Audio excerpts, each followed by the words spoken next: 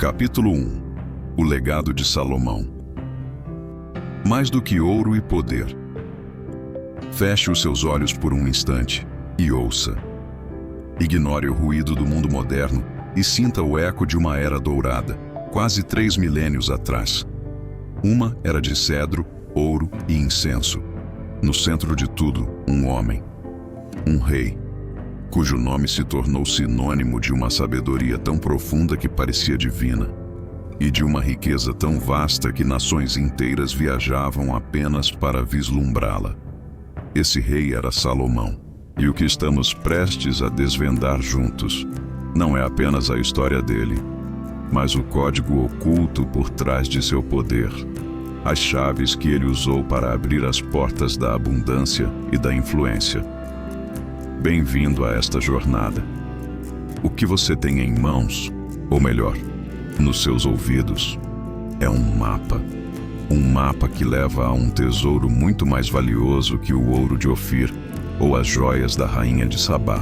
O verdadeiro legado de Salomão não estava guardado em seus cofres, mas sim nos princípios que guiavam suas decisões, suas palavras e suas construções. Estamos falando das chaves de Salomão, um conjunto de estratégias mentais e espirituais capazes de transformar a realidade. Este audiolivro não é sobre magia ou rituais arcanos, mas sobre a aplicação prática de uma sabedoria atemporal para conquistar a verdadeira riqueza, aquela que engloba finanças, sim, mas também poder de persuasão, paz de espírito e a capacidade de construir um legado duradouro. Cada capítulo irá entregar-lhe uma nova chave, uma nova ferramenta para que você mesmo possa erguer o seu próprio templo de sucesso e significado. Tijolo por tijolo, decisão por decisão. Prepare-se, pois o que você vai aprender aqui transcende o tempo e tem o poder de redefinir o seu futuro. Historicamente, o reinado de Salomão, por volta de 970 a 931 a.C., é considerado a Era de Ouro de Israel. Relatos descrevem um período de paz sem precedentes, de prosperidade e de uma expansão comercial impressionante, com rotas que se estendiam da Arábia à África. O Templo de Jerusalém, sua obra-prima arquitetônica, era uma maravilha do mundo antigo, coberto de ouro e pedras preciosas, simbolizando não apenas a fé, mas um poder econômico e cultural centralizado. Mas o que permitiu tudo isso? As crônicas antigas, incluindo os textos bíblicos, são unânimes ao apontar a origem. Uma escolha. Ao receber a oferta divina de ter qualquer coisa que desejasse, Salomão não pediu vida longa, nem a morte de seus inimigos, nem riquezas. Ele pediu sabedoria para governar seu povo. E foi essa escolha, esse foco primário na clareza mental e no entendimento profundo da natureza humana, que fez com que todas as outras coisas, a riqueza, a honra, o poder, fossem adicionadas a ele como consequência. É aqui que reside o grande erro da maioria das pessoas quando buscam poder e riqueza.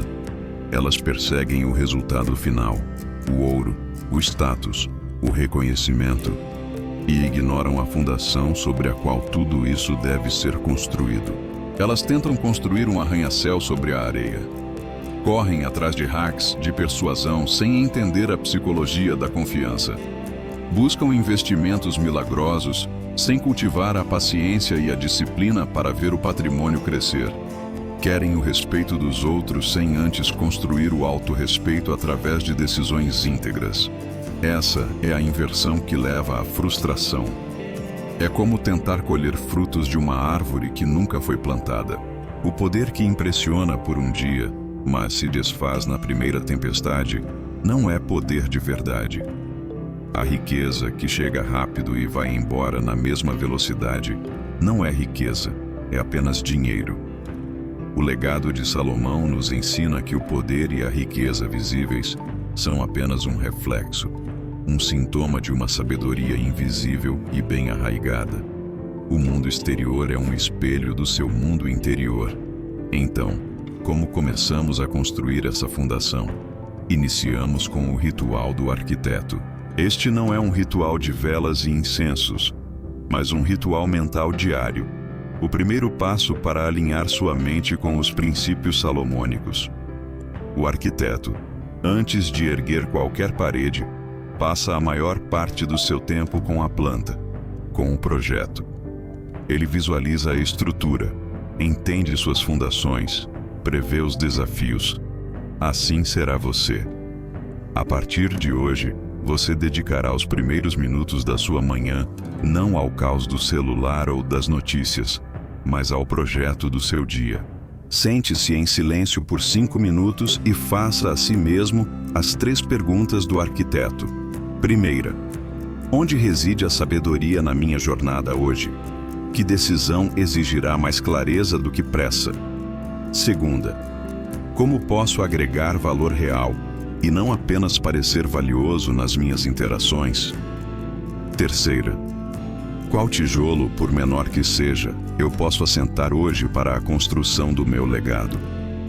Este ritual simples, mas profundo, desloca seu foco do reativo para o proativo. Ele o transforma de um peão no tabuleiro dos outros para o mestre construtor do seu próprio reino. Este é o ponto de partida.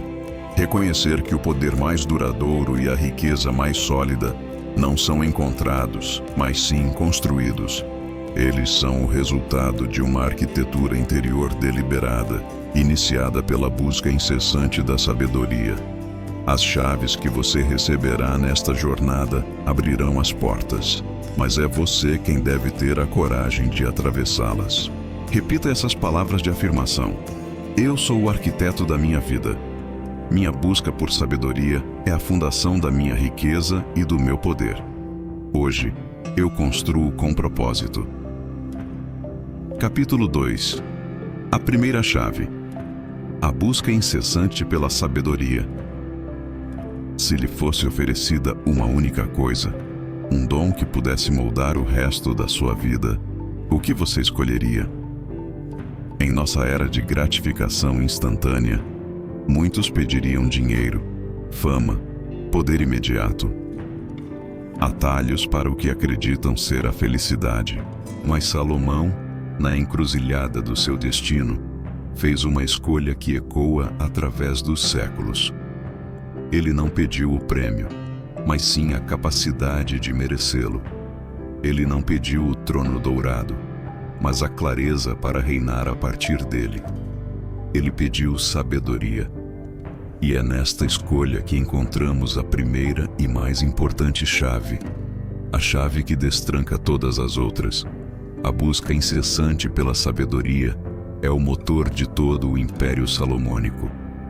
Mas vamos ser claros sobre o que sabedoria significa neste contexto. Não estamos falando de acúmulo de informações, de ser uma enciclopédia ambulante. A internet já faz isso por nós. Sabedoria é outra coisa. É a alquimia que transforma conhecimento em entendimento e entendimento em ação eficaz. É a capacidade de ver os padrões ocultos nos eventos, de compreender as motivações não ditas das pessoas, de enxergar as consequências de uma decisão 3, 4, 5 passos à frente. Pense na sabedoria como o sistema operacional do seu sucesso. Você pode ter os melhores aplicativos do mundo, talento, ambição, capital, mas se o sistema operacional for falho, tudo irá travar. A busca pela sabedoria é, portanto, um processo ativo. É um verbo. É a decisão diária de aprender, desaprender e reaprender. É o compromisso de ser um eterno estudante da vida, do comportamento humano e, acima de tudo, de si mesmo. Esta é a chave mestra que dá significado e poder a todas as outras.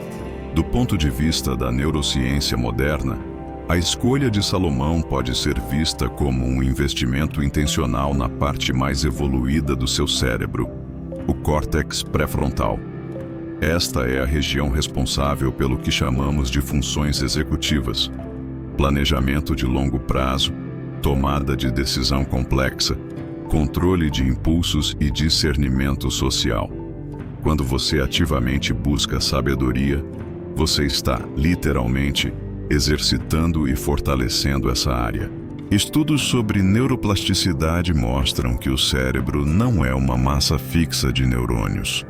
Ele se reorganiza constantemente com base em nossos pensamentos e comportamentos.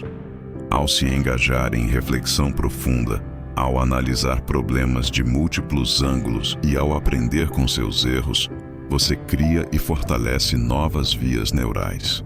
Você está na prática construindo uma mente salomônica, uma arquitetura cerebral otimizada para a clareza, a previsão e o julgamento equilibrado, em vez de reações instintivas e de curto prazo que sabotam o sucesso.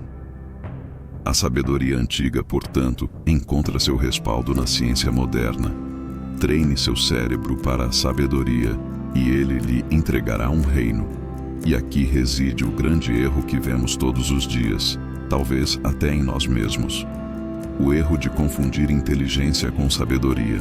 A sociedade moderna supervaloriza o QI, os diplomas, a capacidade de recitar fatos e números, e assim cria tolos inteligentes. Pessoas com um vasto conhecimento teórico, mas com uma vida pessoal e profissional caótica. Elas colecionam livros que não aplicam, frequentam seminários cujas lições esquecem na segunda-feira seguinte e oferecem conselhos que elas mesmas não conseguem seguir. O conhecimento delas é uma biblioteca trancada, poeirenta e inútil. Elas sabem o que, mas não entendem o porquê, o como e, crucialmente, o quando. A sabedoria, ao contrário, exige humildade. Ela floresce no solo fértil do reconhecimento da própria ignorância. Ela vive na ação, na aplicação, no teste, no erro e na correção de rota. O conhecimento é passivo, a sabedoria é uma arena. E a maioria prefere a segurança das arquibancadas do conhecimento à poeira da arena da sabedoria. Para ativar esta primeira chave e torná-la parte da sua rotina, vamos instituir o ritual do espelho e da janela. Este é o seu ginásio mental diário. Ao final de cada dia, reserve 10 minutos para a sabedoria. Nos primeiros 5 minutos, olhe para o espelho. É um momento de autoavaliação honesta. Pergunte-se: onde minha emoção superou minha lógica hoje? Qual foi meu maior erro de julgamento? Que lição valiosa essa falha me oferece? Seja brutalmente honesto, mas sem autoflagelação. O objetivo não é culpa, é crescimento. Nos 5 minutos seguintes, olhe pela janela. Escolha uma decisão, uma ação ou uma citação de alguém que você admira. Um líder, um pensador, um mentor. Estude-a. Pergunte-se: qual foi o princípio de sabedoria por trás desta ação? Como eu posso aplicar esse princípio em minha própria escala, na minha vida amanhã? O ritual do espelho e da janela transforma cada dia, bom ou ruim, em um degrau na sua escada para a sabedoria. Ele garante que você nunca termine um dia sem estar um pouco mais sábio do que quando começou. A busca pela sabedoria não é um capítulo em sua vida, é o título do livro inteiro. É a jornada que dá valor a todos os destinos que você alcançar. Ao empunhar esta primeira chave, você não está apenas aprendendo um segredo de Salomão, você está adotando a mesma fonte de poder que tornou o nome dele eterno. Repita essas palavras de afirmação: eu não busco apenas conhecimento, eu busco sabedoria. Cada experiência é uma lição. Minha mente é a minha maior aliada na construção do meu império. Capítulo 3. O pilar da riqueza, a mentalidade de abundância do rei. Relatos antigos nos dizem que, no auge do seu reinado, a prata em Jerusalém era tão comum quanto as pedras nas ruas, e os valiosos cedros do Líbano eram tão numerosos quanto os sicômoros nos vales. Imagine essa cena. Uma nação onde os metais preciosos perderam seu status de raridade. A pergunta que devemos nos fazer é: Essa riqueza material era a fonte do poder de Salomão ou era um mero sintoma de algo muito mais profundo? A resposta está no pilar que sustentava todo o seu reino, uma fundação invisível, porém mais sólida que qualquer rocha, a sua mentalidade. Antes da primeira moeda de ouro ser cunhada, a riqueza já existia em sua mente. Esta é a chave da abundância do rei. É uma mudança radical de percepção da escassez para a possibilidade infinita. Não se trata de pensamento positivo ingênuo ou de ignorar os desafios da realidade. Pelo contrário, é uma forma mais elevada de realismo. A mentalidade de escassez, onde a maioria das pessoas vive, enxerga o mundo como uma pizza de tamanho fixo. Para que eu tenha uma fatia maior, alguém precisa ter uma menor. É um jogo de soma zero, alimentado pelo medo, pela competição e pela inveja. A mentalidade de abundância do rei, no entanto, vê o mundo como um banquete sem fim, onde podemos simplesmente criar mais pizzas. Ela entende que valor pode ser criado do nada, que colaborações geram mais oportunidades do que a competição destrói, e que sempre há recursos, ideias e caminhos disponíveis para quem sabe procurar. Salomão não via fronteiras, via rotas comerciais. Não via um deserto, via uma oportunidade para postos de abastecimento. Ele via o copo não apenas como meio cheio, mas como infinitamente recarregável. É essa crença fundamental que alimenta a coragem, a generosidade e a visão de longo prazo, os verdadeiros motores da criação de riqueza sustentável. A ciência moderna nos dá um vislumbre de como isso funciona em nosso cérebro, especificamente através de um mecanismo chamado Sistema de Ativação Reticular, ou SAR. Pense no SAR como o segurança na porta da sua mente. Ele decide o que recebe sua atenção e o que é ignorado como ruído de fundo. Se você programa seu segurança com a crença na escassez, ele só permitirá a entrada de evidências de falta, de perigo, de competição e de limitação. Seu mundo se torna, literalmente, um reflexo dessa programação. Contudo, quando você conscientemente instala uma mentalidade de abundância, você entrega ao seu segurança uma nova lista de convidados. Seu cérebro começa a escanear ativamente o ambiente em busca de oportunidades, de recursos negligenciados, de potenciais aliados e de soluções criativas que antes eram completamente invisíveis para você. Você não muda o mundo, você muda o filtro através do qual o vê, e como resultado, seu mundo se transforma. Essa mentalidade também diminui o cortisol, o hormônio do estresse, liberando mais energia cognitiva para a inovação e o planejamento estratégico. É aqui que encontramos o erro trágico que aprisiona tantos na mediocridade financeira. As pessoas acreditam que precisam primeiro ter riqueza para depois pensar como alguém abundante. Elas dizem: quando eu tiver dinheiro, serei mais generoso. Quando meu negócio decolar, farei investimentos mais ousados. Quando eu tiver segurança, vou relaxar e ver as oportunidades. Essa é a maior inversão da lógica da criação de riqueza. É como um jardineiro que se recusa a plantar a semente até que a árvore já tenha dado frutos.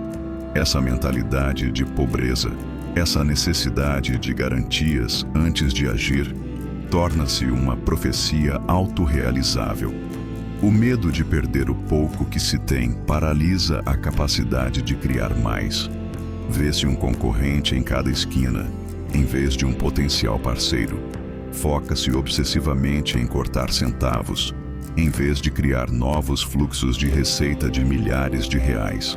Essa vibração de medo, de contração, repele as próprias oportunidades e pessoas que poderiam gerar a prosperidade desejada.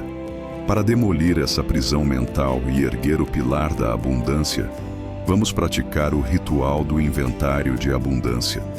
Todas as noites, antes de dormir, você vai treinar seu cérebro para ver a riqueza que já o rodeia. Pegue um caderno ou faça-o mentalmente e liste 3 coisas. Primeiro, Uma riqueza não monetária. Identifique uma forma de abundância que você vivenciou hoje que não envolva dinheiro. A lealdade de um amigo, um momento de profunda clareza, a saúde para caminhar, o riso de um filho. Isso expande sua definição de prosperidade. Segundo, uma oportunidade oculta. Pegue um problema ou um revés do seu dia e encontre a semente da oportunidade dentro dele. Um cliente que reclamou é uma consultoria gratuita para melhorar seu serviço. Um projeto que atrasou é uma chance de refinar e fortalecer o plano. Terceiro, um ato de circulação. Reconheça um momento em que você fez a abundância fluir, por menor que seja.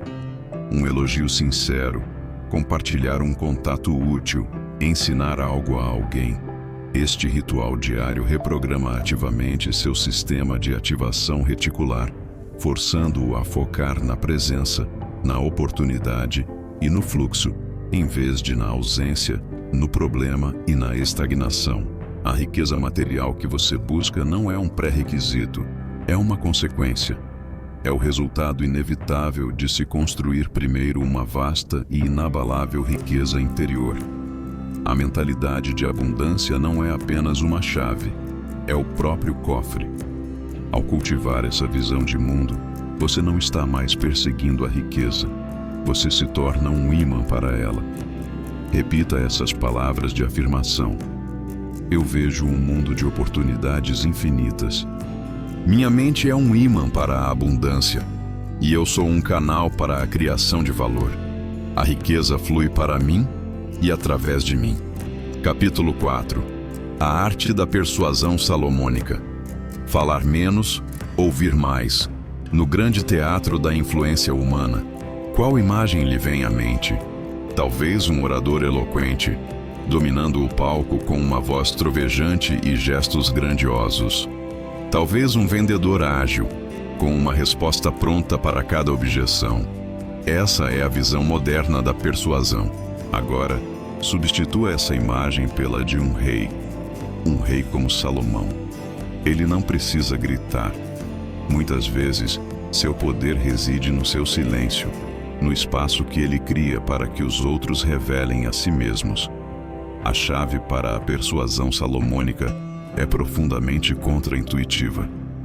O poder de influenciar não reside na sua boca, mas nos seus ouvidos. Falar menos, ouvir mais. Grave este princípio, pois ele é a base da negociação, da liderança e da conexão humana autêntica. Quando você fala primeiro, quando você domina a conversa com seus argumentos, você está essencialmente mostrando todas as suas cartas. Você revela suas necessidades, seus desejos, suas ansiedades e seus pontos fracos.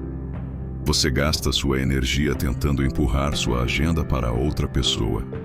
O mestre da persuasão salomônica inverte esse fluxo. Ele ouve. Ele faz perguntas. Ele se torna um arqueólogo da mente alheia, escavando cuidadosamente para encontrar as verdadeiras motivações, os medos não ditos, os desejos mais profundos. A persuasão, em sua forma mais elevada, não é sobre forçar alguém a aceitar a sua ideia, mas sim sobre entender o mundo da outra pessoa tão profundamente que a sua proposta se torna a solução óbvia para o problema dela. É um processo de alinhamento, não de confronto. Ao ouvir, você coleta a inteligência estratégica necessária para enquadrar sua mensagem de uma forma que seja não apenas aceitável, mas irresistível. O silêncio lhe dá o controle.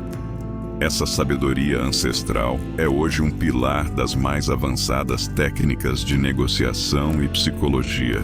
O conceito de escuta ativa, ouvir não apenas as palavras, mas o sentimento e o significado por trás delas, é a ferramenta mais eficaz para construir confiança e rapport. Quando uma pessoa se sente genuinamente ouvida, as barreiras defensivas do seu ego desmoronam.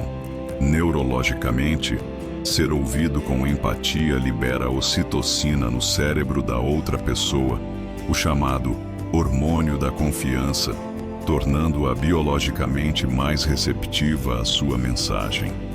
Técnicas como o espelhamento, onde você sutilmente reflete a linguagem corporal ou as frases de alguém, criam um poderoso laço de similaridade subconsciente.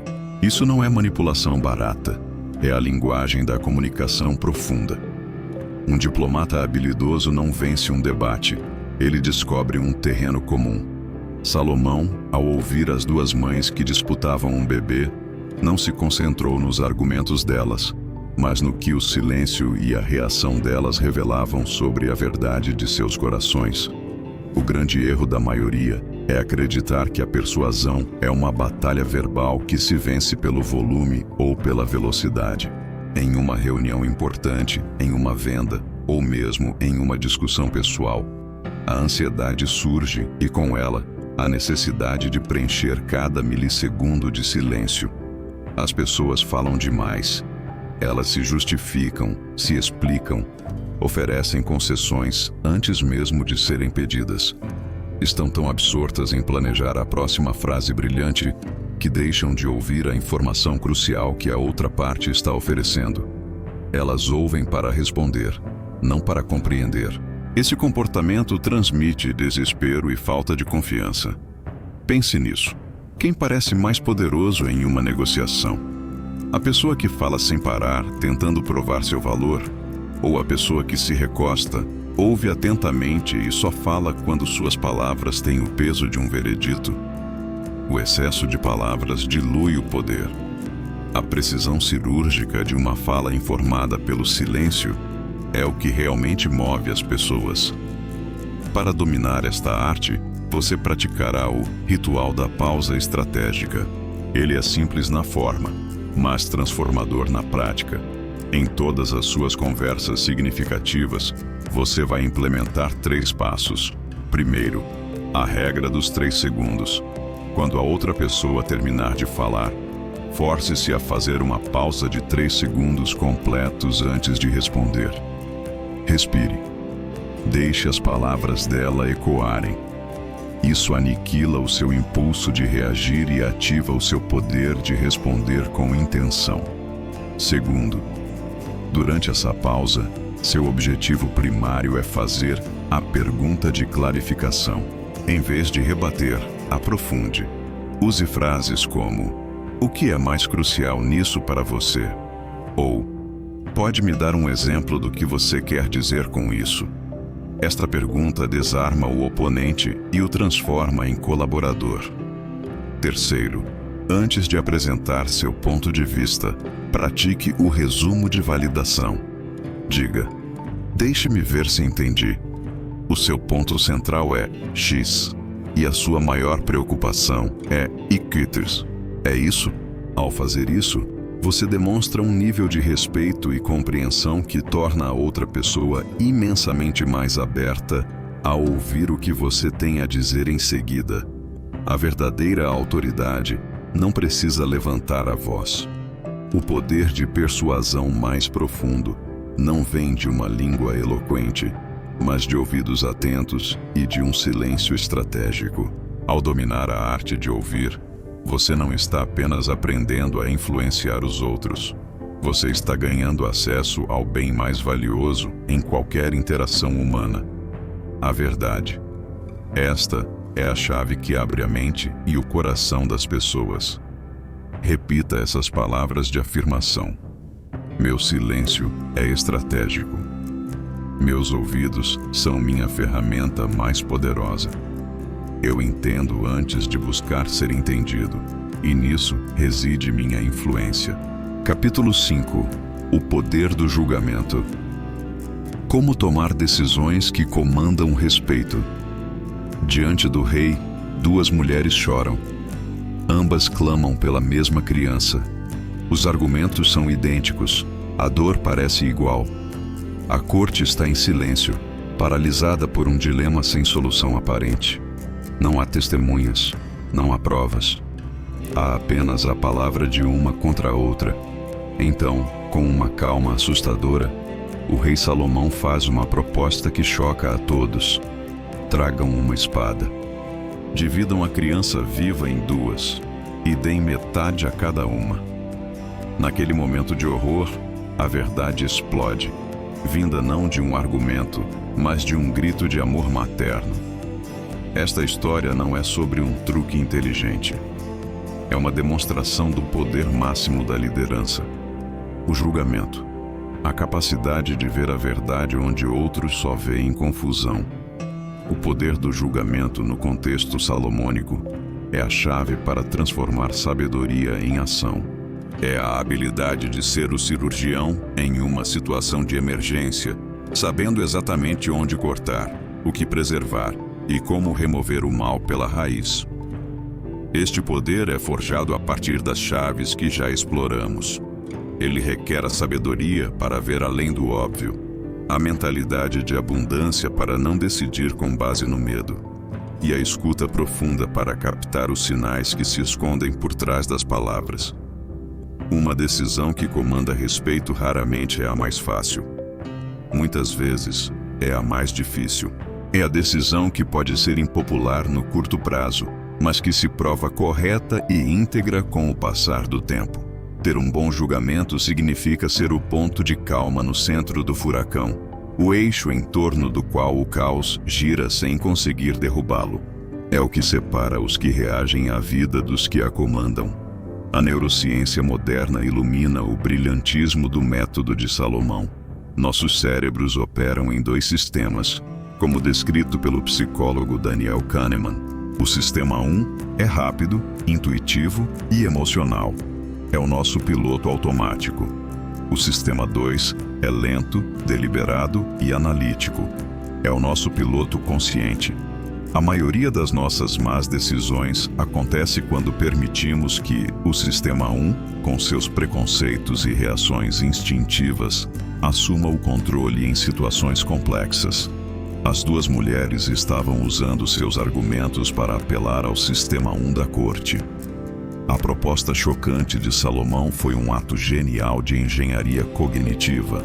Ele criou um estímulo tão poderoso e inesperado que curto-circuitou os argumentos ensaiados delas e provocou uma reação visceral e verdadeira, vinda do sistema 1 da mãe verdadeira.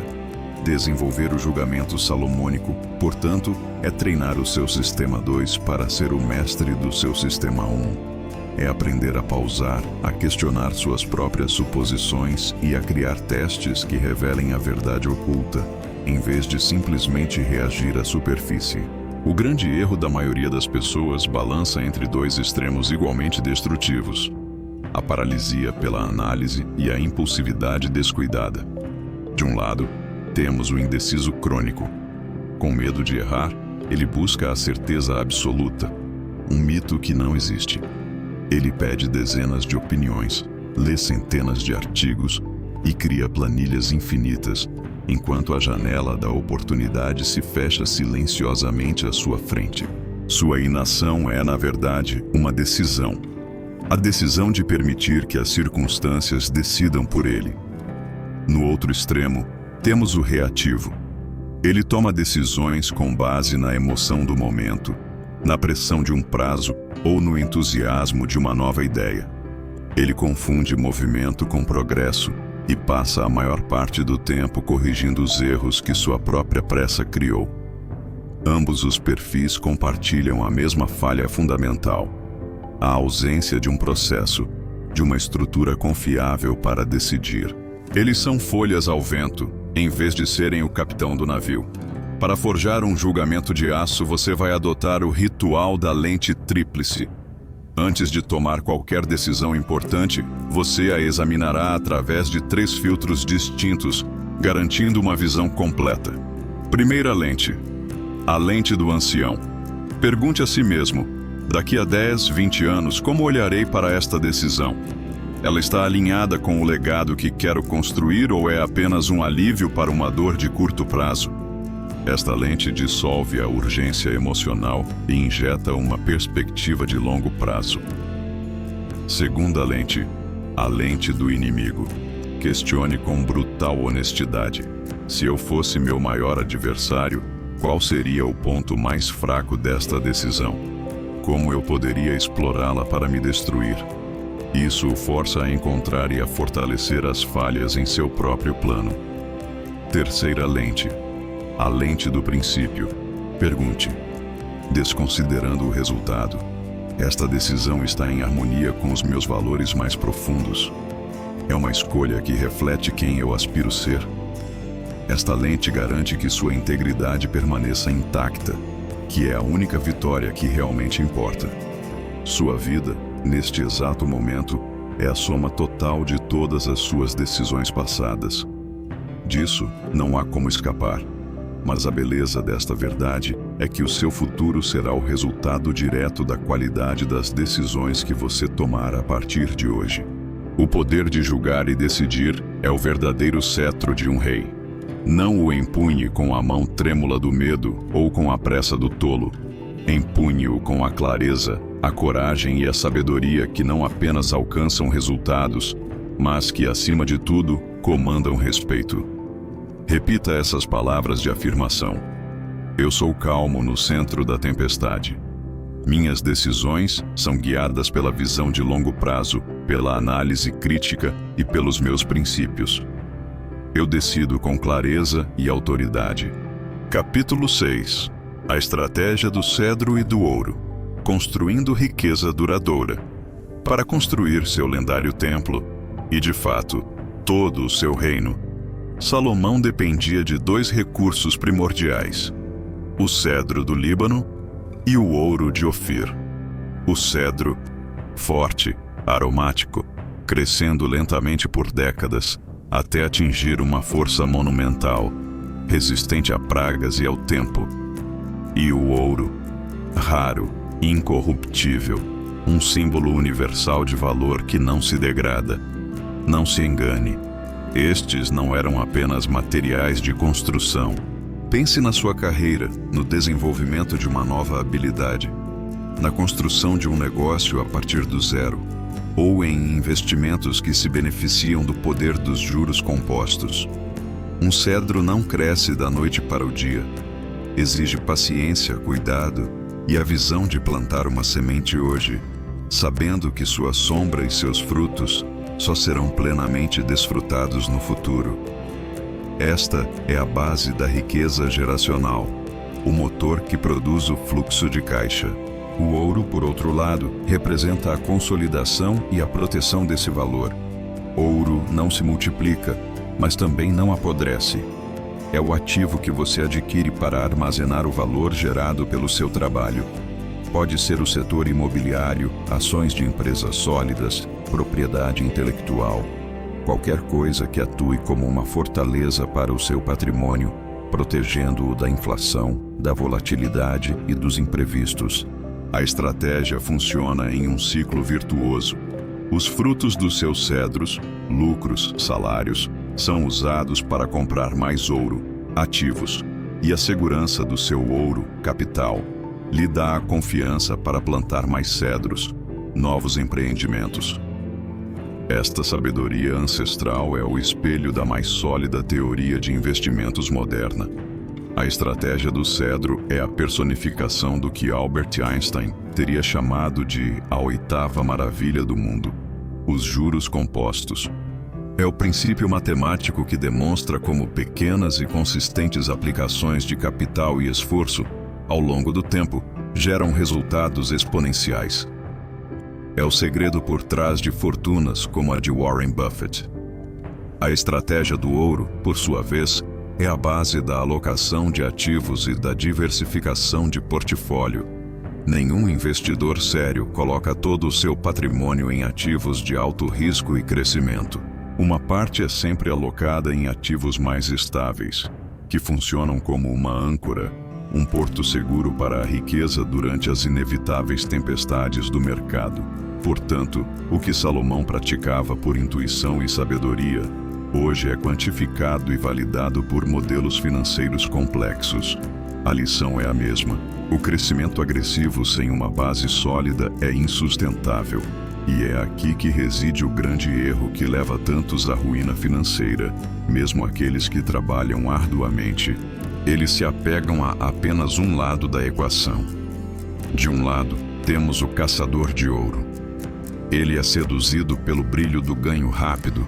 É o especulador, o apostador, o que pula de uma oportunidade imperdível para outra. Ele quer a riqueza agora, sem o trabalho lento e constante de cultivar algo de valor. Sua jornada é uma montanha russa de estresse, euforia e pânico, e sua riqueza, se é que chega a existir, é frágil como um castelo de areia. No outro extremo, temos o eterno plantador de cedros. Eram os dois pilares de uma estratégia de riqueza tão profunda e eficaz que permanece relevante até hoje. Para erguer um império, você precisa da paciência de um lenhador que planta e da visão de um ourives que purifica.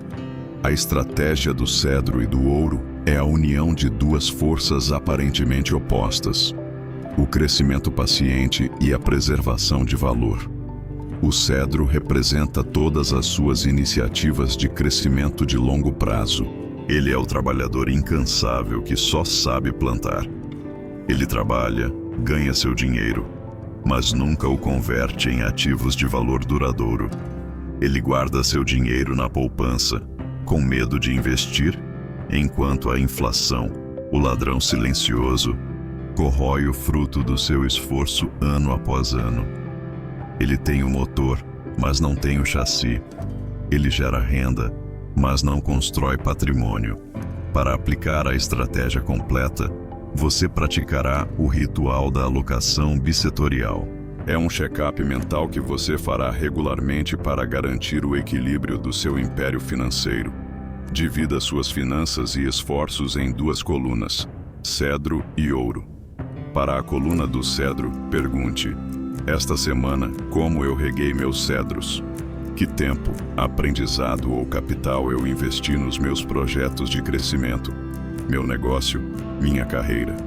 Isso garante que o motor do seu crescimento não seja negligenciado. Em seguida, para a coluna do ouro, pergunte: como eu protegi e fortaleci minhas reservas de ouro? Que porcentagem dos meus ganhos eu converti em ativos sólidos e duradouros? Meu patrimônio está seguro ou perigosamente exposto? Isso garante que você construa sua fortaleza. Finalmente, faça a pergunta da ponte: como posso usar a segurança do meu ouro para plantar ou nutrir um cedro com mais confiança? E qual é o plano para que a próxima colheita deste cedro seja transformada em mais ouro? Este ritual cria um fluxo consciente e poderoso entre a geração e a preservação da riqueza. Um império feito apenas de ouro é um museu. É estático, frio e, eventualmente, se esgota. Um império feito apenas de cedros é uma floresta selvagem, vulnerável e sem defesas. A genialidade de Salomão estava em sua capacidade de ser, simultaneamente, um fazendeiro paciente e um tesoureiro astuto. A construção de riqueza duradoura não é uma única ação, mas uma dança equilibrada entre o crescimento e a proteção. Esta é a chave para construir não apenas uma fortuna, mas uma dinastia. Repita essas palavras de afirmação: eu sou um mestre construtor. Com uma mão, eu planto cedros de crescimento contínuo. Com a outra, eu acumulo o ouro do valor duradouro. Meu patrimônio cresce e se fortalece em equilíbrio. Capítulo 6 concluído. A estratégia para a construção de riqueza material está agora em suas mãos. A seguir, vamos aprender a gerir e multiplicar o que construímos. Copie o prompt abaixo para o capítulo 7 e colhe-o na sua próxima resposta. Capítulo 7. Administração divina. Multiplicando seus recursos como o rei de Israel. A imagem que a história pinta de Salomão não é apenas a de um homem rico, mas a de um administrador de uma escala quase inconcebível. Pense nisso. Frotas de navios cruzando mares distantes, caravanas atravessando desertos, projetos de construção que levavam décadas e empregavam dezenas de milhares de homens. Tudo funcionando em harmonia. Conquistar a riqueza é uma coisa, mas gerir, otimizar E multiplicar essa riqueza e esses recursos em uma escala tão vasta é uma habilidade completamente diferente. É uma forma de administração tão proficiente que beira o divino. Esta é a chave que garante que o que você constrói não apenas sobreviva, mas prospere e se expanda para além de você. A administração divina é o princípio de que você não é meramente um dono dos seus recursos, mas sim um gestor sagrado, um CEO encarregado de uma missão, a multiplicação. Seus recursos não são apenas seu dinheiro, são seu tempo, sua energia, seu conhecimento, suas habilidades e seus relacionamentos. Uma administração magistral aplica-se a todos eles. Esse gerenciamento se baseia em 3 pilares. O primeiro é a auditoria. Um rei conhece cada canto de seu reino. Você precisa saber, com clareza absoluta, para onde seu dinheiro está indo, como seu tempo está sendo gasto e quais relacionamentos o nutrem ou o drenam. O segundo pilar é a otimização. Fazer com que cada recurso produza o máximo possível. Como um único real pode trabalhar para você e gerar mais um. Como uma hora de trabalho focado pode produzir o resultado de 3 horas de trabalho distraído. O terceiro e mais poderoso pilar é a alavancagem. O entendimento de que o crescimento exponencial é impossível de ser alcançado sozinho. Salomão não construiu o templo com as próprias mãos. Ele alavancou a habilidade, o tempo e os recursos de outros. A verdadeira administração divina é a arte de usar os recursos alheios para atingir seus próprios objetivos, criando vitórias para todos os envolvidos. Este conceito ancestral é o coração da moderna teoria da gestão. O famoso guru da administração, Peter Drucker, cunhou a frase: "Aquilo que não se pode medir, não se pode gerir." Salomão, com sua organização meticulosa do trabalho, seus censos e seus acordos comerciais detalhados, era um mestre da medição e da gestão. Hoje chamamos isso de Key Performance Indicators, ou KPIs. Mas podemos expandir essa ideia para além dos negócios. Qual é o seu retorno sobre o investimento do seu tempo, da sua energia, da sua atenção? Um administrador divino não apenas gasta seu tempo, ele o investe em atividades que trarão o maior retorno futuro. Ele não apenas gasta seu dinheiro, ele o aloca em ativos que se multiplicarão. Ele analisa sua vida com o olhar de um CEO de uma empresa de capital aberto, constantemente buscando otimizar o desempenho de cada departamento. Saúde, finanças, relacionamentos, carreira, para maximizar o valor total para o acionista, que é você mesmo. O grande erro que impede a maioria das pessoas de construir riqueza, mesmo quando ganham bem, é que elas são um balde furado. Seus recursos vazam por todos os lados. O dinheiro entra pelo salário e escorre por centenas de pequenos furos, assinaturas esquecidas, compras por impulso, taxas bancárias, a falta de negociação. As 24 horas do dia vazam pela peneira das redes sociais, das notificações, da procrastinação e da ausência de prioridades claras. O conhecimento adquirido em livros e cursos vaza pela falta de aplicação prática.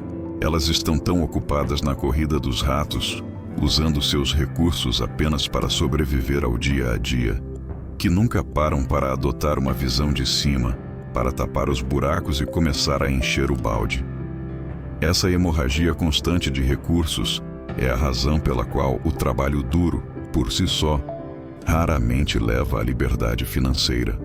Para se tornar o mestre administrador do seu reino, você adotará o ritual do CEO semanal. Reserve 30 minutos sagrados uma vez por semana para ser o presidente do conselho da Você S.A. Divida o ritual em 3 reuniões de 10 minutos. A primeira é a reunião financeira. Olhe para seus números. Extratos bancários, faturas, desempenho de investimentos. Sem julgamento, apenas dados. Pergunte: onde estão os vazamentos? Qual foi meu melhor e meu pior uso do capital esta semana? Este é seu papel de CFO. A segunda é a reunião de operações. Analise seu calendário da semana que passou. Pergunte: qual tarefa de 20% gerou 80% dos meus resultados? O que consumiu meu tempo sem gerar valor? O que pode ser eliminado, automatizado ou delegado? Este é seu papel de COO. A terceira é a reunião de estratégia. Olhe para a frente, para seus objetivos de cedro e ouro. Pergunte: qual é a única e mais importante ação que posso planejar para esta semana que me aproximará dos meus objetivos de longo prazo? Este é seu papel de CEO. Conquistar recursos é o trabalho de um soldado. Multiplicá-los é a arte de um rei. Você não é apenas um funcionário em sua própria vida, respondendo às demandas do dia. Você é o gestor, o administrador, o estrategista encarregado de pegar tudo o que lhe foi dado e fazê-lo florescer e se multiplicar. Dominar esta chave é o que transforma um salário em um império, uma vida de trabalho em um legado de liberdade. Repita essas palavras de afirmação. Eu sou o CEO do meu próprio reino. Cada recurso sob meu comando, tempo, dinheiro, energia, é gerenciado com precisão e propósito. Eu não apenas possuo, eu multiplico. Capítulo 8. O encantamento das palavras. Usando parábolas para influenciar o coração. Por que nos lembramos das fábulas que ouvimos na infância com mais clareza do que dos dados que vimos numa apresentação na semana passada? Por que a história de um bom samaritano tem mais poder de nos mover à compaixão do que uma estatística sobre a pobreza? A resposta reside em um segredo profundo da psique humana, um segredo que Salomão dominava com maestria. A lógica e os fatos podem convencer a mente, mas são as histórias que conquistam o coração. A sabedoria de Salomão sobreviveu milênios, não por ter sido escrita em manuais técnicos, mas porque foi destilada em provérbios, metáforas e parábolas, encantamentos verbais que contornam as defesas da razão e plantam sementes de verdade diretamente na alma. O poder da parábola é a chave para a influência sutil e duradoura. Quando você apresenta um argumento direto, um comando ou um dado frio, você convida ao debate. A mente do ouvinte se arma, procurando falhas, exceções e contra-argumentos. É uma batalha. Mas quando você conta uma história, você estende um convite. Você convida o ouvinte a entrar em um mundo imaginário onde as defesas dele não são necessárias. Dentro da história, ele não é mais um adversário, mas um observador. E como observador, ele chega à conclusão por conta própria. A lição não é imposta, é descoberta. E uma verdade que descobrimos por nós mesmos tem 100 vezes mais peso do que uma verdade que nos é dita. Usar parábolas é parar de ser um professor que dá aulas e se tornar um guia que aponta o caminho. É envolver sua mensagem em uma embalagem tão cativante que o ouvinte a acolhe de braços abertos, sem perceber que está sendo profundamente influenciado. Esta arte ancestral é, na verdade, um hack para a forma como nosso cérebro é programado. Evolutivamente, a narrativa é a tecnologia primordial de transferência de conhecimento. Antes da escrita, as histórias eram o veículo para a cultura, para as lições de sobrevivência e para os valores morais. A neurociência moderna revela o porquê. Quando você ouve uma lista de fatos, apenas as áreas de processamento de linguagem do seu cérebro são ativadas. Mas quando você ouve uma história envolvente, seu cérebro se ilumina como uma árvore de Natal. Se a história fala de alguém correndo, seu córtex motor é ativado. Se descreve o cheiro de pão quente, seu córtex olfativo reage. Esse fenômeno, chamado acoplamento neural, faz com que o cérebro do ouvinte se sincronize com o do contador da história, criando uma ponte de empatia e compreensão profunda. Uma boa história libera dopamina, tornando a experiência prazerosa e a mensagem inesquecível. Salomão não precisava de exames de ressonância magnética para saber disso. Ele sabia que o caminho mais curto para a mente de uma pessoa passa pelo coração. O grande erro da comunicação moderna, especialmente no mundo corporativo e na liderança, é a obsessão doentia por dados, jargão e abstrações. Nós nos escondemos atrás de slides de PowerPoint, repletos de bullet points, gráficos de pizza e declarações de missão vazias, acreditando que a lógica pura é suficiente para motivar a ação. Tentamos impressionar com nosso intelecto, quando deveríamos estar nos conectando com nossa humanidade. Falamos a cabeça, esquecendo que a grande maioria das decisões humanas é governada pelo coração, pelo nosso cérebro emocional e límbico. Apresentamos um relatório quando deveríamos estar contando uma saga. O resultado é uma mensagem estéril, entediante e impotente. Ninguém jamais foi inspirado a mudar de vida por um gráfico de barras. As pessoas esquecem os dados, ignoram as planilhas, mas carregam uma boa história com elas para sempre. Para se tornar um mestre deste encantamento, você praticará o ritual do tradutor de fatos. Antes de qualquer comunicação importante, seja uma apresentação, uma venda, ou mesmo uma conversa difícil com um familiar, você pegará sua mensagem principal e a passará por um processo de tradução. Primeiro, identifique o fato central. Escreva a sua mensagem na sua forma mais crua e lógica. Por exemplo, precisamos aumentar a eficiência em 20% para atingir nossas metas. Frio e sem vida. Segundo, encontre a emoção humana. Pergunte a si mesmo: qual é a verdade humana por trás deste fato? É o desejo de segurança? A busca por excelência?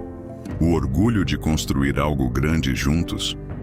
No nosso exemplo, poderia ser o desejo de garantir que nosso trabalho seja sólido e que tenhamos um futuro próspero e seguro. Terceiro, crie a parábola.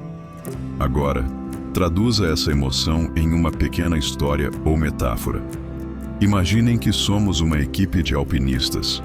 Chegamos a um platô seguro, mas a vista do cume é espetacular. A subida final requer que cada um de nós alivie sua mochila em 20%, deixando para trás o peso desnecessário para que possamos subir mais rápido, mais seguros e fincar nossa bandeira juntos no topo do mundo. Este ritual o treinará a parar de comunicar como um robô e a começar a inspirar como um líder. As palavras podem construir pontes ou erguer muros. Podem ser pedras jogadas ou sementes plantadas. O verdadeiro poder de um rei, de um líder, de um pai ou de uma mãe reside na habilidade de escolher as palavras que não apenas informam, mas que transformam. Dominar a arte da parábola é empunhar a chave que abre a porta da imaginação, do sentimento e da vontade de agir. Com ela, suas ideias não serão apenas ouvidas, elas serão sentidas. E o que é sentido jamais é esquecido. Repita essas palavras de afirmação. Minhas palavras têm o poder de criar mundos. Eu traduzo fatos em histórias e lógica em emoção. Eu não apenas falo a mente, eu inspiro o coração a agir. Capítulo 9. A armadilha do ego. O grande inimigo do poder e da riqueza. A história está repleta de fantasmas. Fantasmas de impérios que se estendiam por continentes e viraram pó. Fantasmas de reis cujos nomes eram sussurrados com temor e hoje são apenas notas de rodapé. Fantasmas de empresas que dominaram seus mercados e depois desapareceram. Em quase todos os casos, o inimigo que os derrubou não veio de fora, com exércitos e espadas. O inimigo cresceu por dentro, no silêncio dos corredores do palácio, nutrido pelo próprio sucesso. Um antigo provérbio nascido da sabedoria salomônica nos adverte: o orgulho precede a queda. Esta é a chave para a longevidade do poder. Reconhecer e desarmar o seu maior adversário, a armadilha do seu próprio ego. O ego, nesse contexto, não é a sua autoconfiança ou a sua ambição. Essas são ferramentas vitais. O ego é a versão corrompida delas. É a doença que surge quando a confiança se transforma em arrogância e a ambição se transforma em ganância cega.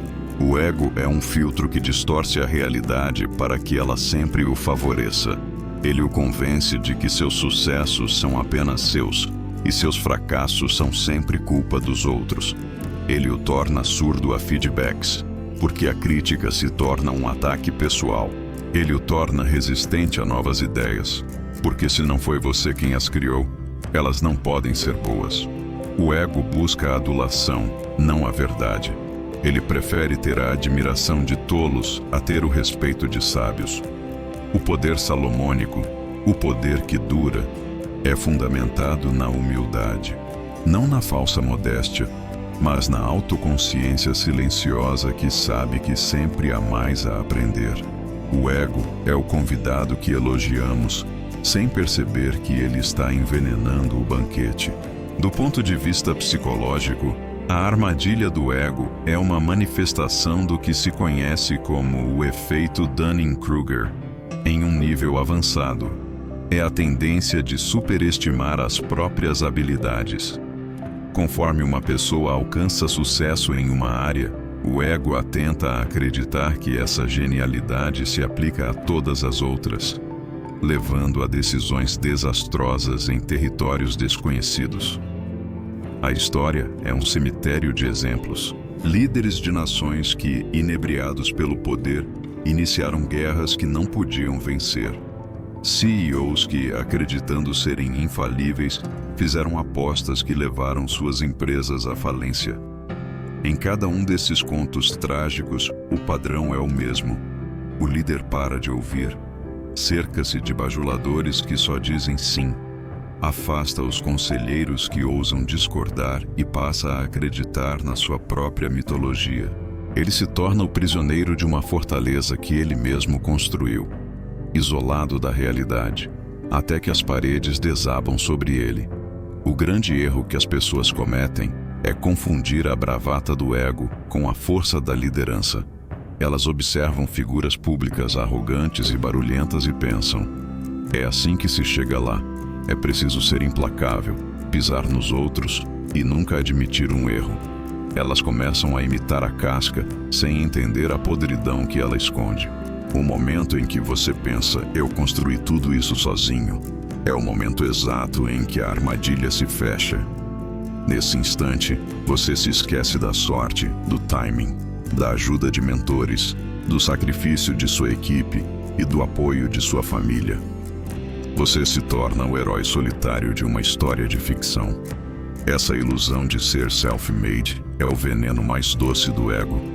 Ela o isola, pois se o sucesso é só seu, você não deve nada a ninguém e, eventualmente, o deixa sozinho para enfrentar o fracasso que sua própria arrogância atraiu.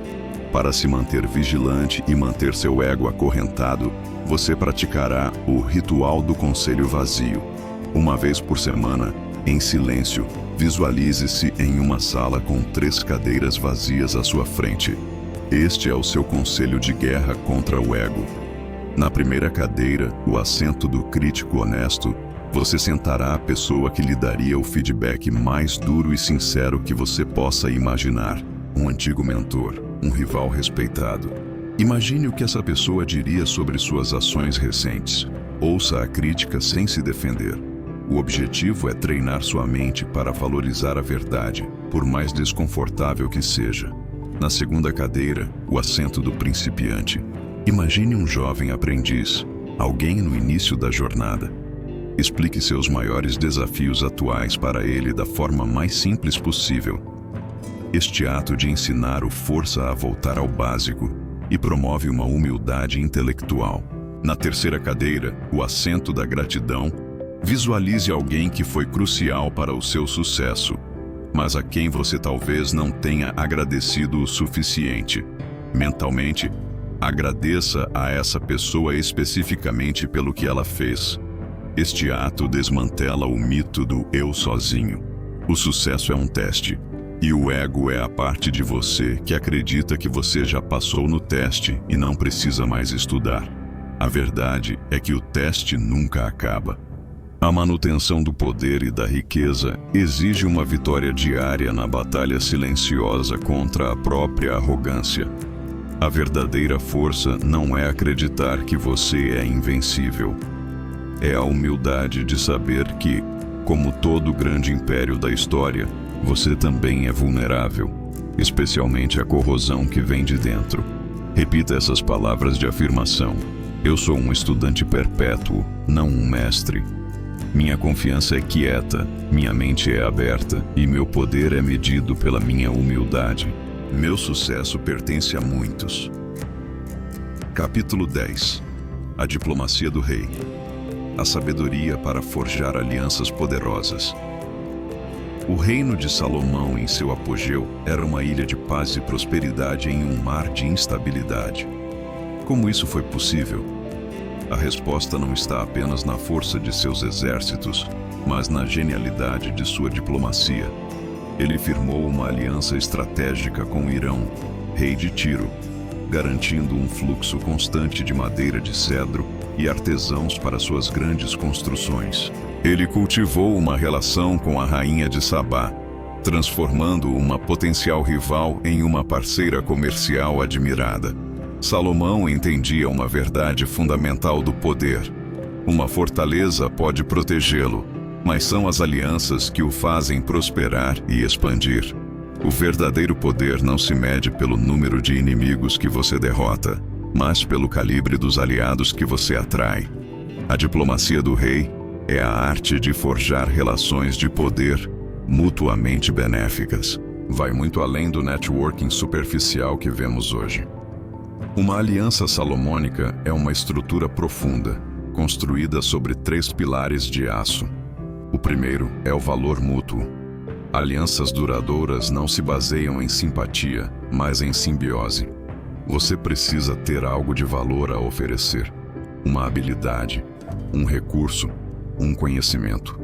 Mais crucialmente, você precisa ter a sabedoria para entender o que a outra parte valoriza. Um diplomata de verdade gasta 90% do seu tempo diagnosticando as necessidades do outro e apenas 10% falando sobre as suas. O segundo pilar é a confiança inabalável. O valor pode começar uma conversa, mas apenas a confiança a transforma em uma aliança. A confiança é forjada no fogo da consistência, da integridade e do cumprimento da palavra. É fazer o que você disse que faria, sempre. O terceiro pilar é a visão de longo prazo. O diplomata não pensa em transações, pensa em gerações. Ele está disposto a oferecer um benefício hoje sem esperar nada em troca amanhã, sabendo que está investindo em um ativo, o relacionamento, que pagará dividendos por décadas. Uma rede de aliados leais é o maior seguro contra as incertezas da vida. Esta antiga arte encontra seu eco na moderna teoria dos jogos e na psicologia social. A diplomacia é a aplicação de uma estratégia de soma positiva ou ganha-ganha. Em interações únicas, a tentação é maximizar o ganho próprio a qualquer custo. Mas em relacionamentos de longo prazo, que a teoria dos jogos chama de jogos iterados, a estratégia ótima é a cooperação. Comece cooperando. Retribua a cooperação com mais cooperação e retribua a traição com uma punição. Mas esteja sempre pronto para perdoar e restaurar a aliança. Isso constrói um ciclo virtuoso. Psicologicamente, a diplomacia salomônica se baseia na lei da reciprocidade. Ao oferecer valor primeiro, de forma genuína e sem amarras, você ativa no outro um desejo quase irresistível de retribuir, muitas vezes de forma ainda mais grandiosa. A sabedoria e a generosidade de Salomão não eram apenas virtudes, eram ferramentas estratégicas para criar um exército de aliados. O grande erro da maioria das pessoas ao tentar construir relacionamentos de poder é cair em uma de 2 armadilhas. A primeira é a do transacional. Ele aborda cada pessoa e cada interação com a pergunta faminta: o que eu posso tirar daqui? Seu interesse próprio é tão transparente que repele as pessoas de alto valor. Ele pode até conseguir algumas vantagens de curto prazo, mas deixa um rastro de pontes queimadas e uma reputação tóxica que eventualmente o isolará. A segunda armadilha é a do colecionador de contatos. Ele pensa que networking é sobre quantidade, não qualidade. Ele vai a todos os eventos, aperta todas as mãos, e seu LinkedIn parece uma lista telefônica. No entanto, sua rede tem a profundidade de uma poça d'água. Ele tem milhares de conhecidos, mas nenhum aliado verdadeiro. Quando a crise chegar e ele precisar de ajuda real, descobrirá que sua rede é apenas uma miragem. Para evitar esses erros e se tornar um mestre diplomata, você praticará o ritual do jardineiro de alianças. Pense em seus relacionamentos não como uma caça, mas como um jardim que precisa ser cultivado. Uma vez por semana, execute estes 3 passos. Primeiro, identifique as sementes. Escolha 1 ou 2 pessoas em sua rede que você admira, não por seu status atual, mas por seu caráter, seus valores e seu potencial. Elas são as sementes de futuras árvores gigantes. Segundo, regue sem expectativa. Sua tarefa é encontrar uma maneira de agregar valor a essas pessoas de forma genuína esta semana. Envie um artigo que você sabe que será útil para elas. Faça uma introdução a alguém que possa ajudá-las. Ofereça um feedback honesto sobre um projeto. O ato deve ser puro, sem nenhuma intenção oculta de pedir algo em troca. Terceiro, uma vez por mês, mapeie a floresta. Olhe para o seu jardim de relacionamentos e pergunte: ele é diversificado? Tenho mentores, pares e pessoas que eu mentorizo? Estou apenas em um círculo social ou tenho pontes para outros mundos? Isso garante que você está construindo um ecossistema resiliente. Um lobo solitário pode ser forte, mas uma alcateia é uma força da natureza. Seu poder pessoal não é apenas o que você pode fazer, mas o que você pode inspirar os outros a fazerem com você e por você. O maior império não é construído por um rei isolado em seu castelo, mas por um rei que constrói pontes, que transforma rivais em parceiros e cuja palavra é o selo de uma aliança inquebrável. Esta é a chave para estender sua vontade e sua visão muito além do alcance de suas próprias mãos. Repita essas palavras de afirmação: eu sou um diplomata, não um caçador. Construo alianças baseadas em valor mútuo e confiança inabalável. Minha rede é um jardim que eu cultivo com paciência e generosidade. Capítulo 11. A construção do templo interior. Fortalecendo o caráter para sustentar a maior obra de Salomão, o pináculo de seu reinado, foi o grande templo de Jerusalém, uma estrutura de beleza e riqueza lendárias, revestida de ouro, construída com os melhores cedros e as pedras mais perfeitas. Mas essa maravilha arquitetônica, visível aos olhos de todos, era apenas um símbolo, um reflexo exterior de um projeto muito mais importante e duradouro que Salomão se esforçou para construir: o seu templo interior. Você pode adquirir todas as chaves, dominar todas as estratégias e acumular toda a riqueza do mundo. Mas se a estrutura do seu caráter for fraca, se suas fundações morais forem de areia, todo o seu império desabará sob o próprio peso do seu sucesso. A construção do templo interior é a chave da sustentabilidade. Caráter é o que resta quando ninguém está olhando. É a soma da sua integridade, da sua autodisciplina, da sua resiliência e da sua coragem. Pense nas habilidades e estratégias que aprendemos como sendo a mobília e a decoração do seu palácio. Elas o tornam funcional e belo. Mas o caráter são as vigas de aço, as fundações de concreto e as paredes mestras. Sem ele, a primeira tempestade levará tudo abaixo. A integridade é a sua fundação. O alinhamento perfeito entre o que você diz e o que você faz. A fonte de toda a confiança. A autodisciplina é a argamassa que une os tijolos. A capacidade de fazer o que é necessário, e não apenas o que é fácil ou prazeroso. A resiliência é a própria estrutura. A força para suportar a pressão, para vergar sem quebrar diante das adversidades. Construir este templo não é um evento único. É o trabalho de uma vida. Uma decisão diária de assentar mais um tijolo de integridade, mais uma viga de disciplina. Esta ideia de uma fortaleza interior é um pilar do pensamento filosófico e psicológico. Os grandes filósofos estoicos, como o imperador romano Marco Aurélio, chamavam a isso de cidadela interior. Eles ensinavam que o mundo exterior é caótico e imprevisível, mas a nossa cidadela interior, o nosso caráter, é o único domínio sobre o qual temos controle absoluto.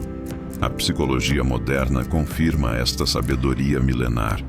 Traços de personalidade como a conscienciosidade, que engloba a disciplina, a organização e o sentido de dever, são um dos mais fortes preditores de sucesso a longo prazo, tanto na carreira quanto na vida pessoal.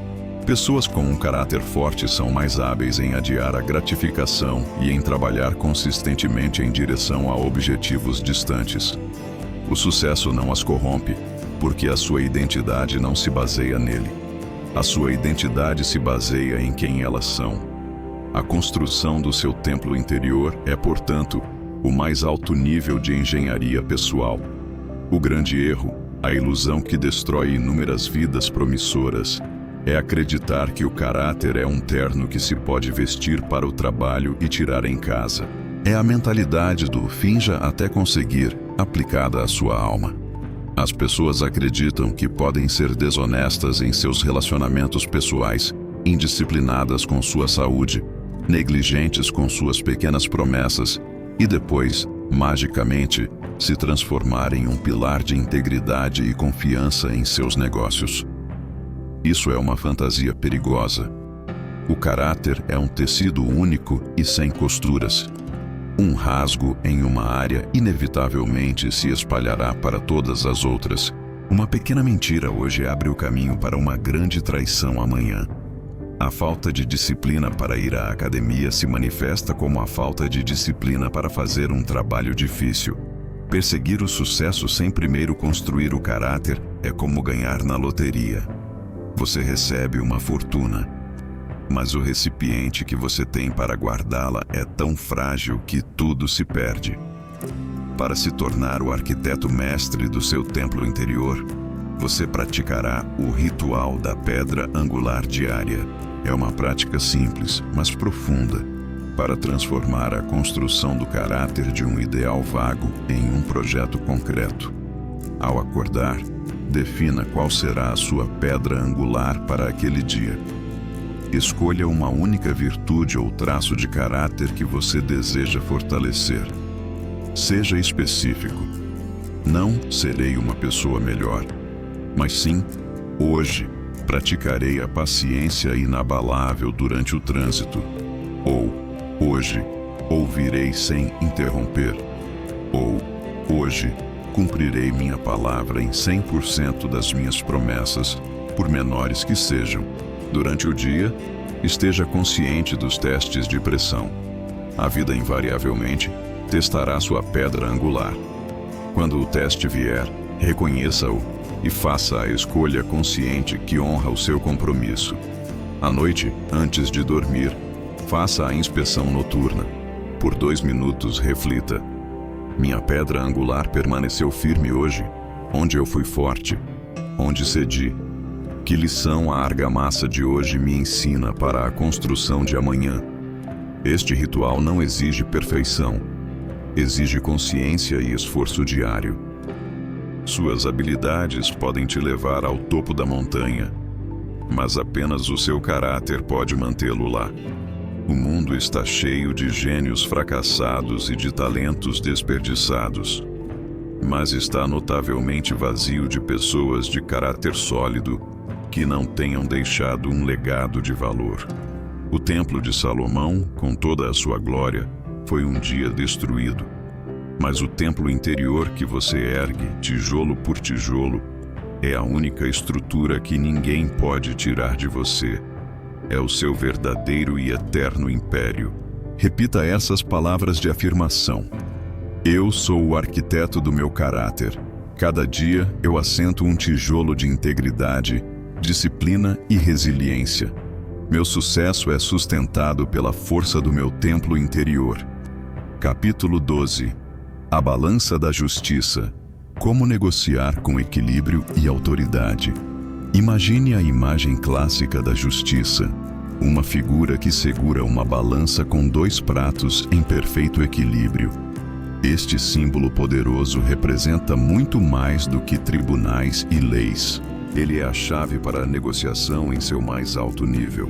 O poder de Salomão em seus acordos comerciais e tratados de paz não vinha da agressividade, mas da sua reputação de ser a personificação dessa balança. Ele era visto não como uma parte interessada, mas como a própria voz da razão e da justiça. O negociador mais poderoso em qualquer sala não é o mais barulhento ou o mais intimidador. É aquele que demonstra ter a autoridade e o equilíbrio para pesar os fatos e chegar a um resultado justo. A balança da justiça na negociação é uma abordagem dupla que harmoniza duas forças: autoridade inabalável e equilíbrio genuíno. De um lado, você tem o prato da autoridade. Este prato é pesado com a sua preparação, o seu conhecimento do seu próprio valor e a sua clareza sobre seus limites. É saber exatamente qual é o seu resultado ideal, qual é o seu resultado aceitável e, mais importante de tudo, qual é o seu ponto de retirada, o limite a partir do qual você está perfeitamente disposto a se levantar e ir embora. Essa autoridade não grita nem ameaça. Ela é silenciosa, calma e incrivelmente poderosa, pois nasce da certeza de que você não precisa daquele acordo específico para sobreviver ou prosperar. Do outro lado, você tem o prato do equilíbrio. Este prato é preenchido com sua empatia, sua capacidade de ouvir e seu esforço sincero para entender as necessidades, os desejos e as restrições da outra parte. É a sua habilidade de criar valor para eles, de fazer com que se sintam ouvidos e respeitados. Um mestre negociador faz com que a outra parte sinta que também ganhou. Manter essa balança é a arte, autoridade demais, e você é um tirano que ninguém quer negociar. Equilíbrio demais, e você é um capacho que todos exploram. Esta sabedoria ancestral é a base da mais eficaz teoria de negociação moderna, desenvolvida em Harvard e popularizada no livro Como Chegar ao Sim. Seus princípios são um eco direto da balança de Salomão. Primeiro, separe as pessoas do problema. Isso é o equilíbrio em ação. Seja suave com as pessoas, mas duro com o problema. Você pode demonstrar respeito e empatia, o prato do equilíbrio, enquanto se mantém firme em seus interesses e princípios, o prato da autoridade. Segundo, concentre-se nos interesses, não nas posições. Uma posição é o que alguém diz que quer. Eu quero um aumento de 20%. Um interesse é a razão por trás disso. Eu quero me sentir valorizado e ter segurança financeira. O negociador medíocre discute sobre as posições. O mestre diplomata usa o prato do equilíbrio para descobrir os interesses ocultos de ambas as partes e, em seguida, usa o prato da autoridade para propor soluções criativas que atendam a esses interesses de forma mais eficaz do que as posições originais jamais conseguiriam. O grande erro que transforma negociações em desastres é enxergá-las como uma guerra. Essa mentalidade de soma zero, onde para um ganhar o outro tem que perder, cria dois tipos de negociadores falhos. O primeiro é o agressor. Ele entra na sala como um tanque de guerra, usando táticas de intimidação, blefes e pressão. Ele pode até esmagar a outra parte e vencer a negociação, mas o custo é catastrófico. Ele destrói o relacionamento, ganha uma reputação de ser tóxico e fecha a porta para qualquer cooperação futura. O segundo é o apaziguador. Com tanto medo do conflito, ele entra na negociação já derrotado. Ele faz concessões antes mesmo de serem pedidas e aceita qualquer migalha que lhe seja oferecida, por medo de que o acordo não se concretize. O agressor só tem o prato da autoridade, uma versão distorcida dela, e o apaziguador só tem o prato do equilíbrio. Ambos saem da mesa com um resultado muito inferior ao que poderiam ter alcançado. Para se tornar o mestre da balança, você praticará o ritual da âncora e da ponte antes de qualquer negociação importante. Primeiro, forge sua âncora. Este é o seu prato da autoridade. Em um pedaço de papel ou em sua mente, defina com clareza cristalina 3 pontos. 1. Seu resultado ideal. 2. Seu resultado aceitável.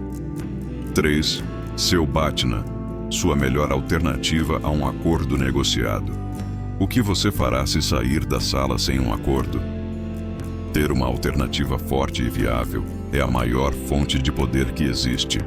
Sua âncora impede que as marés da negociação o levem para um lugar onde você não quer estar. Em seguida, construa a ponte.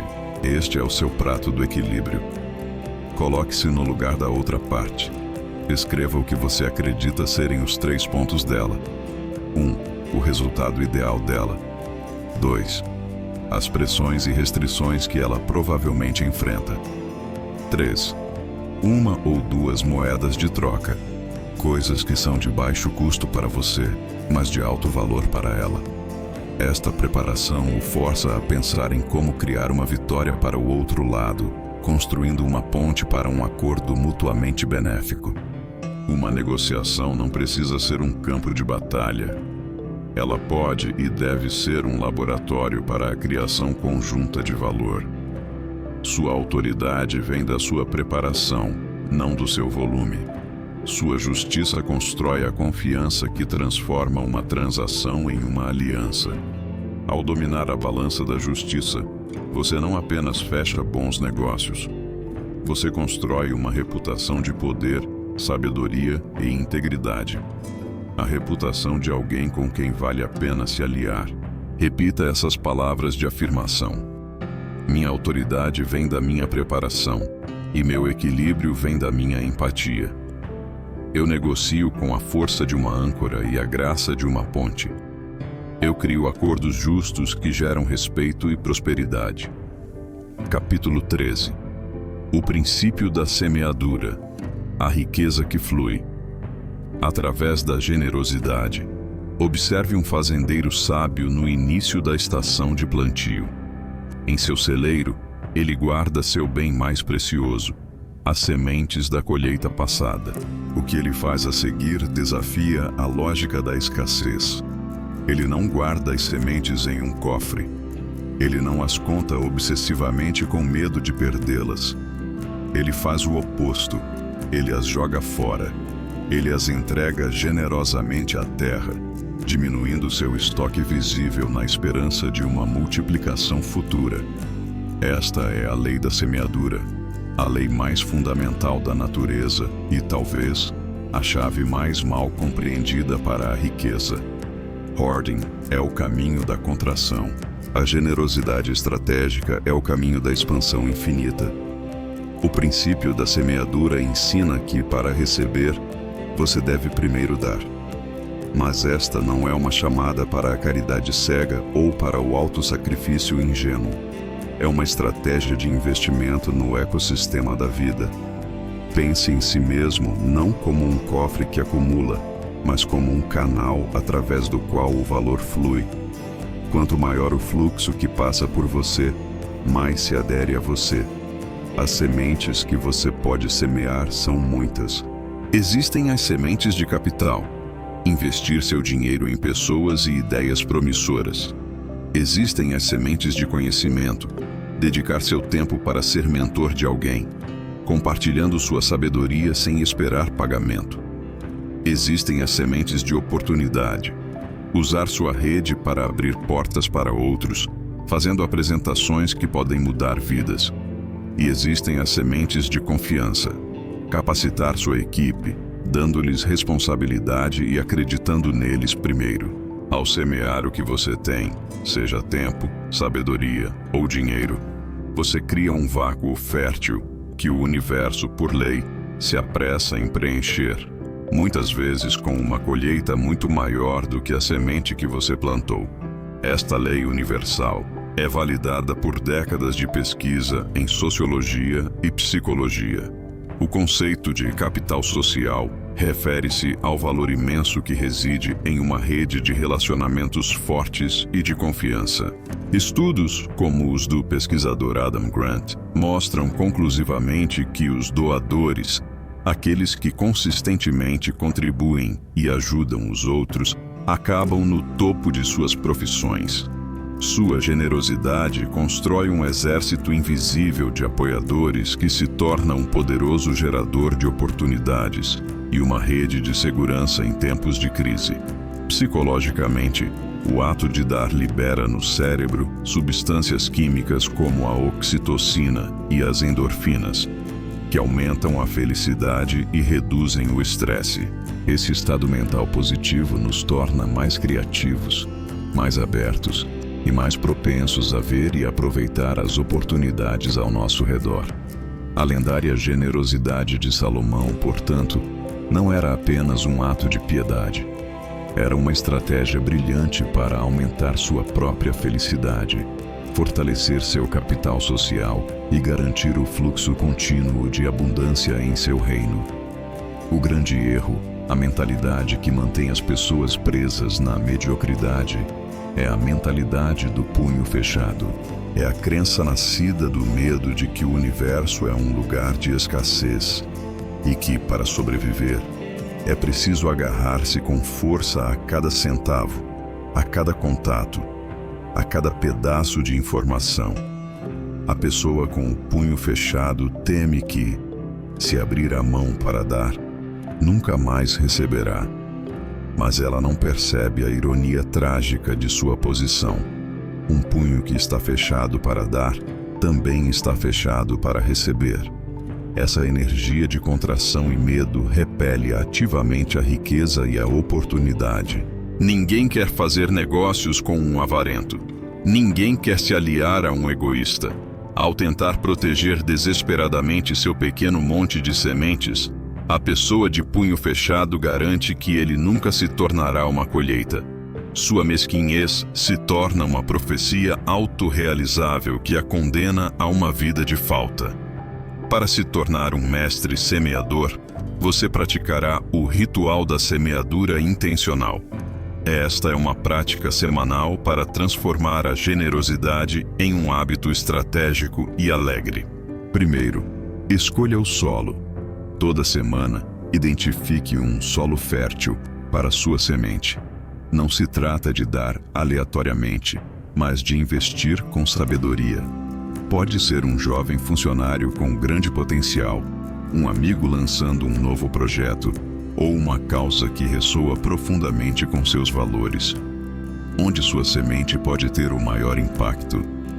Segundo, selecione a semente. Com base no solo escolhido, decida qual semente será mais nutritiva. Essa pessoa precisa do seu tempo como mentor, da sua rede, através de uma apresentação estratégica, do seu conhecimento, através de um conselho específico, ou do seu capital. Dê o que é mais valioso para quem recebe, não apenas o que é mais fácil para você. Terceiro, e mais importante, semeie e solte. Ofereça sua dádiva de coração aberto e, em seguida, solte-a completamente. Liberte-se da necessidade de um retorno direto ou de um obrigado imediato. Confie na lei da semeadura. Sua colheita virá. Talvez de uma parte totalmente diferente do campo, mas ela virá. Um punho fechado não pode dar nem receber. A riqueza e o poder operam segundo as leis do fluxo, não da estagnação. Sua verdadeira abundância não é medida pelo que você tem em seu celeiro, mas pela quantidade de sementes que você semeia no campo. A generosidade de um rei não é um sinal de sua riqueza, é a fonte dela. Seja o semeador, seja a fonte, e a colheita cuidará de si mesma. Repita essas palavras de afirmação. Minha mão está aberta para dar e para receber. Eu sou um canal de abundância. Quanto mais eu semeio valor no mundo, maior é a minha colheita. A generosidade é meu investimento mais sábio. Capítulo 14. Resiliência real. Superando adversidades com a sabedoria de um monarca. Nenhuma história de grandeza é uma linha reta e ascendente. Nenhum reinado, por mais dourado que seja, é isento de tempestades. Pense no próprio Salomão. Mesmo com toda a sua sabedoria, ele enfrentou conspirações internas, pressões de reinos vizinhos e, crucialmente, suas próprias falhas e erros de julgamento. A verdadeira medida de um monarca e de qualquer pessoa que aspira ao poder e à riqueza não é a ausência de problemas. É a sua resposta a eles. A adversidade não é uma interrupção na sua jornada para o topo. Ela é a jornada. A questão não é se as tempestades virão, mas como você navegará o seu navio quando elas chegarem. Isto é a resiliência real. É uma força que vai além da simples capacidade de sobreviver ou aguentar firme. A resiliência de um rei é a habilidade alquímica de absorver o impacto de um golpe e usá-lo para se tornar mais forte. É transmutar a dor em sabedoria, o fracasso em combustível e a crise em oportunidade. Um monarca não apenas suporta a adversidade, ele a capitaliza. Essa força se apoia em dois pilares. O primeiro é a perspectiva do trono. Um rei pensa em legados, não em momentos.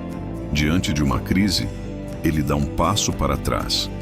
Ele não se afoga na emoção do "porque eu", mas se eleva à altitude da estratégia e pergunta: para que isto me serve?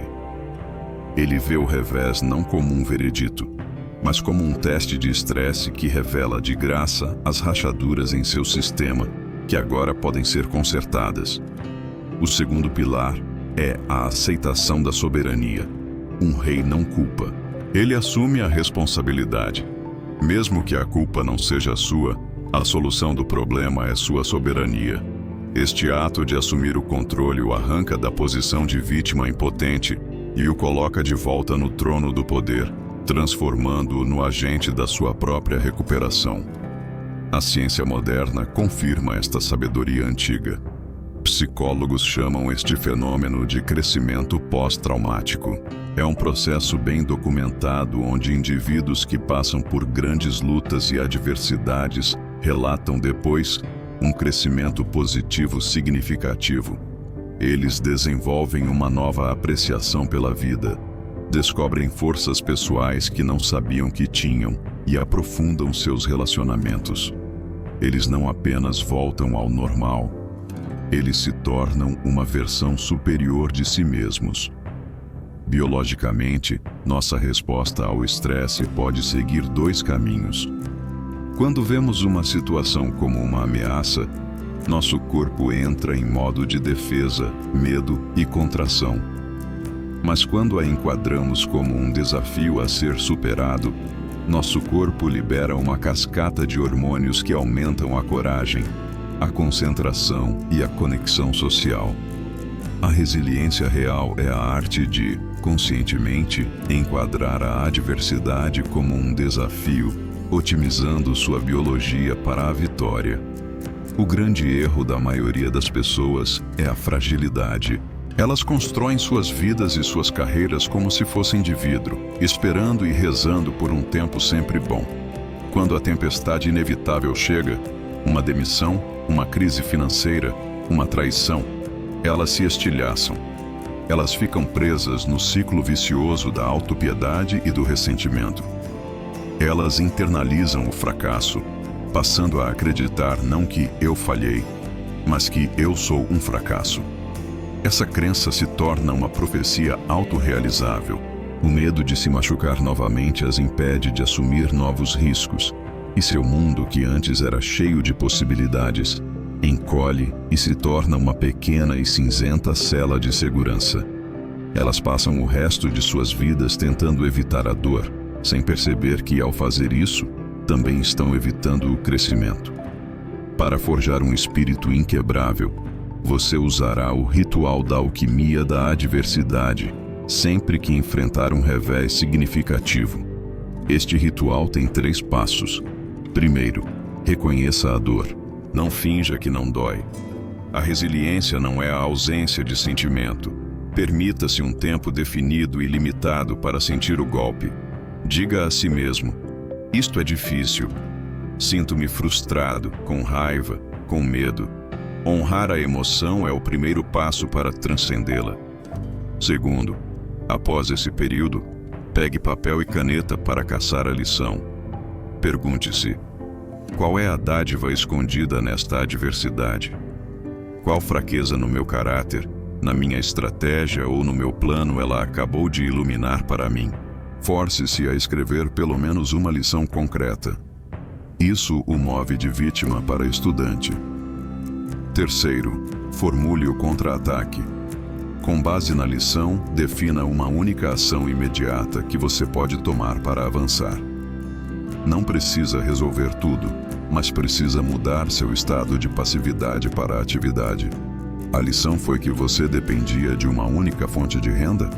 A ação é passar 30 minutos pesquisando uma segunda. Este ritual transforma o veneno da derrota no antídoto da ação. Mares calmos nunca fizeram marinheiros habilidosos. As tempestades da vida não existem para afogá-lo. Elas existem para limpá-lo, testá-lo e, por fim, fortalecê-lo. A coroa de um verdadeiro monarca não é feita de ouro frágil, mas de aço temperado no fogo da adversidade. Dê as boas-vindas aos desafios, pois eles são o martelo e a bigorna que o moldam na régua do seu próprio destino. Repita essas palavras de afirmação: eu sou forjado no fogo da adversidade. Cada desafio é um degrau. Eu não quebro sob pressão. Eu me fortaleço. Minha resiliência é meu poder real. Capítulo 15. A chave mestra. Deixando um legado de sabedoria, riqueza e influência. Chegamos ao fim da nossa jornada, de volta ao ponto de partida, a figura do rei Salomão.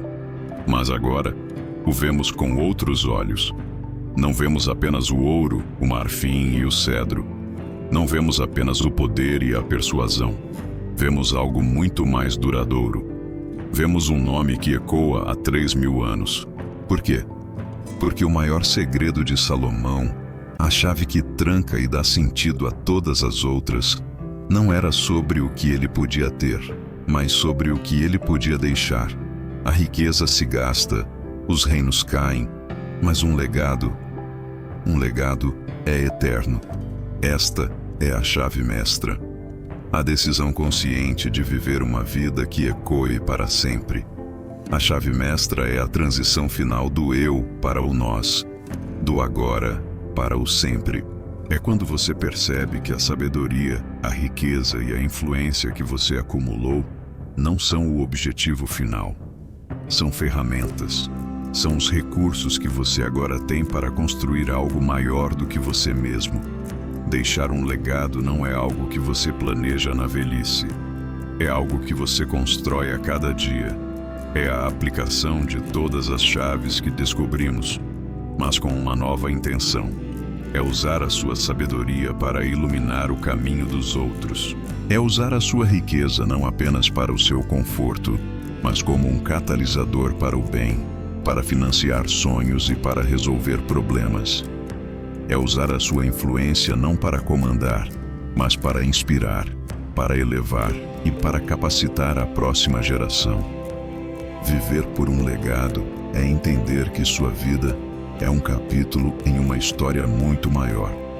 É a arte de plantar árvores, sob cuja sombra você sabe que nunca se sentará. Esta busca por um propósito transcendente não é apenas uma ideia poética. é o ápice do desenvolvimento humano. O psicólogo Erik Erikson, em seus estágios da vida, identificou que a principal tarefa da maturidade é a generatividade, o impulso de criar e nutrir coisas que sobreviverão a nós.